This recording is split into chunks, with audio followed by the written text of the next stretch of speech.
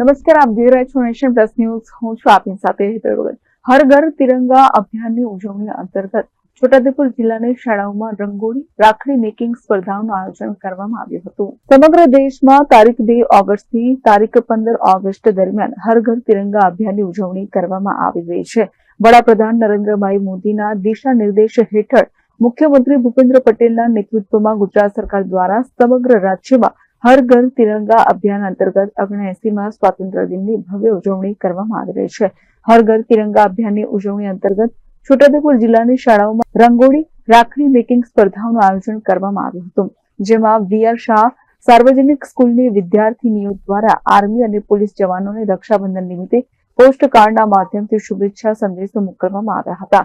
પ્રાંત અધિકારી ભૂમિકા રાવલે જણાવ્યું હતું કે બોડેલી તાલુકા સેવા સદન સભાખંડમાં 17 જેટલા સખી મંડળની 65 બહેનોએ રાખડી મેકિંગ સ્પર્ધામાં ભાગ લીધો હતો.